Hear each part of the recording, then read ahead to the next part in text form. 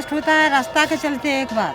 और कहा करने से हम लोग का बहुत उम्र ढल गया, लेकिन उतना दिन से हम लोग यह तकलीफ झेल रहे हैं और उतना दिन से तकलीफ काट के तालाब पहुँच रहे हैं, लेकिन वो कोनो तेरी पूजा करबे कर रहे हैं। पूरा सावन आते हैं, पूरा पूर्णिमा दिन मेला लगता है, लेकिन बहुत मुश्किल से पहुँच। जोहार, आप सभी का लोकल खबर में बहुत बहुत स्वागत है।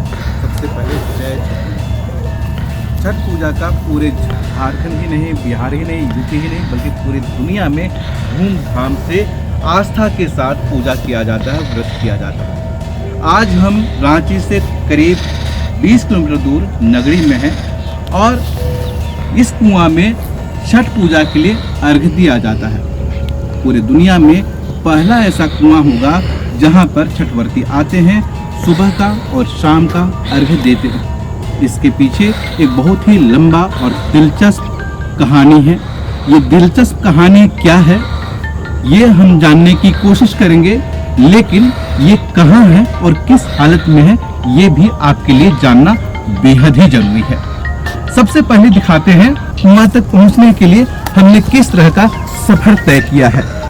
बीच खेत में बसा है और यहाँ पर आने जाने के लिए कोई भी रास्ता नहीं है और खेत से गुजरते हुए हम आते हैं और यहाँ पर पहुँचने के लिए आपको ऊँची तक उतारने पड़ते हैं और एक तरह से एडवेंचर वाला फील आता है। निश्चित रूप से ये एक अच्छा फील आपको देगा, लेकिन सरकार की बदहाली और नज़रअंदाज और उपेक्षा का भी ये कहानी बयां करता है। आप देख सकते हैं ये जो बोर्ड है 9/8/2015 का बोर्ड है, जब ये कुआं बनाया गया, इसका सुंदरीकरण किया गया कि क्योंकि ये स्वर्णरेखा नदी का उद्गम स्थल भी कहा जाता है इसको।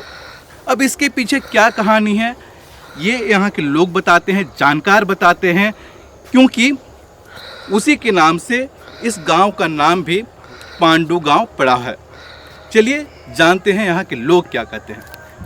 नगरी के ही एक समाजसेवी हमारे साथ हैं, बजरंग महतो जी, इन्हीं से जानते हैं। बजरंग जी, ये जो कुआं है, एक तरह से कुआं कहें इसको, इनकी विशेषता क्या है, क्या इतिहास रहा है इसका? इसका इतिहास पांडव और कौरव का जो इतिहास है उसी समय से शुरुआत हुआ है। पांडव जब अज्ञातवास में थे तो यहाँ पर आए थे और उसी समय यहाँ पर जब कुंती को प्यास लगा था, उसी समय अर्जुन अपने तीर से इसको मारे थे और उसी समय से कुआं जो बना है उसी को थोड़ा मॉडलाइज करके अभी हम लोग ठीक किए हैं और उसी समय से इसका इस गांव का नाम भी पांडवेश्वर धाम और पांडु गांव के नाम से जाना जाता है। तो अब यहाँ पर जो लोग छठ के लिए आते हैं, छठ पूजा करते हैं, वो किस तरह का होता है?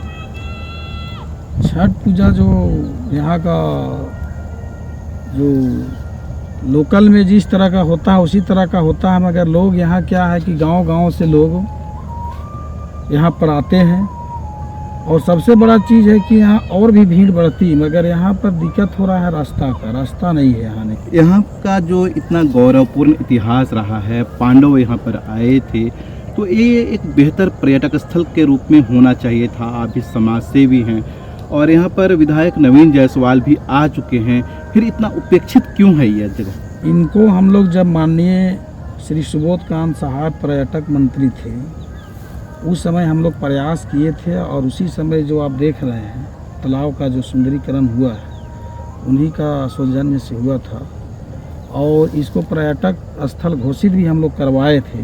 कुछ भवन भी आगे बना हुआ है, मगर यहाँ कुछ रेती ज़मीन कुछ आदिवासी लोगों का पाता है, जिसके चलते यहाँ पर रोड नहीं बन पा रहा है। हम यही चाहेंगे कि प्रयास लोग एक तरह से जो प्रतिनिधि जो हैं हमारे, चाहे सांसद हो, विधायक हो, उनका विशेष प्रयास अभी तक नहीं रहा।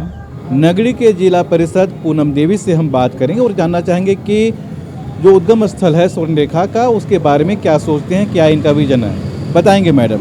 हम भी चाहते हैं कि ये पर्यटक स्थल बने, क्योंकि बहुत दिन से मतलब बहुत कोई इसका कोशिश किए इसको बनाने के लिए, लेकिन एक बार सुबोध कांत जब थे पद पे तो वो भी कोशिश किए थे पर नहीं सफल हुआ।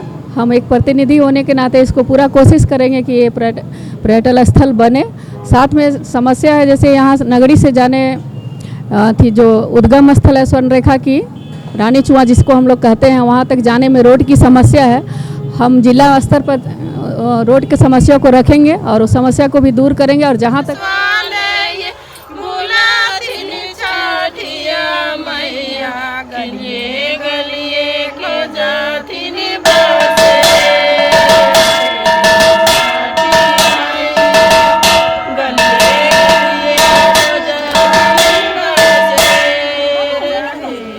नगरी की कुछ महिलाएं मेरे साथ हैं जो इसी कुएं पर हर साल छठ की पूजा करते हैं। इन्हीं से जानने की कोशिश करते हैं कि ये किस तरह की छठ पूजा करते हैं और इस कुआं में छठ पूजा करने से इनको किस तरह से संतुष्टि मिलती है, क्या आस्था है।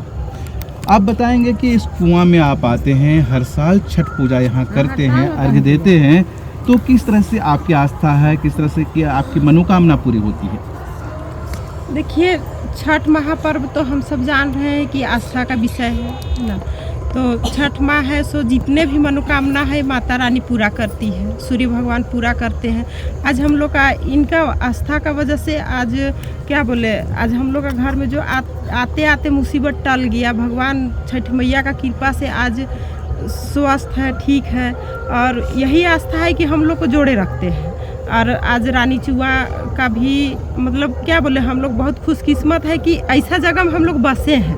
और सौभाग्य का बात है कि हम लोग यहाँ आते हैं, पूजा करते हैं, और कहीं भी कलश यात्रा वगैरह होता है सब यहीं से जल ले जाते हैं और यहाँ का जल है सो चढ़ाते हैं। तो बात रह गई कि थोड़ा सा रास्ता यहाँ निकल जाती तो हम लोग के लिए बहुत सहयोग मिल जाता। सरकार से वही अनुरोध करते हैं कि हम लोग को रास्ता क्लियर हो जाता। यहाँ इतना दूर ये पेट्रोल पंप से लेके निपुण पेट्रोल पंप से लेके मतलब वहाँ तक का आदमी यहाँ पर ही आते हैं और जल ले जाते हैं। और हम लोग हर वर्ष यहाँ कार्तिक में हुआ, चैत में हुआ, हम लोग यहाँ छठ महापर्व करते हैं। आपका क्या नाम हुआ? आप भी यहाँ पर हर साल छठ पूजा करती हैं, तो किस तरह का इसका इतिहास रहा है, किस तरह का इस कुआं को आप जानती हैं? हाँ, मैं रोमी देवी यहाँ तो 13 साल से रहती हूँ, मगर यहाँ आने में बहुत ही कष्ट होता है। बाल बच्चा यहाँ सब स्वर्ण रेखा को जानते हैं, पूरा सब आते हैं करने के लिए, मगर बाल बच्चा परिवार को आने में कष्ट होता है। फिर भी हम लोग कष्ट को झेलते हुए भी पर्व करते हैं। आप देख सकते हैं कि यहाँ पर तमाम छठवर्ती हैं जो हर साल यहाँ पर लंबे अरसे से छठ पूजा करती हैं। छठ पूजा जो है सिर्फ यूपी बिहार का ही त्यौहार नहीं है, बल्कि झारखंड का भी एक पारंपरिक त्यौहार अब बनता जा रहा है। और स्वर्ण रेखा के उद्गम स्थल जैसे ऐतिहासिक स्थान पर ये पूजा करती हैं, इस कुएं पर करती हैं। लेकिन ये पर्यटक स्थल होने के बावजूद सरकार के द्वारा आज भी उपेक्षित है। यहाँ पर सांसद विधायक सब हैं, स्थानीय जनप्रतिनिधि सब हैं, लेकिन यहाँ तक पहुँचने के लिए आज भी यहाँ की महिलाओं को, बच्चों को, बुजुर्गों को, सभी को मुश्किलों का सामना करना पड़ता है। और भी अपडेट्स देंगे, जुड़े रहिए लोकल खबर के साथ।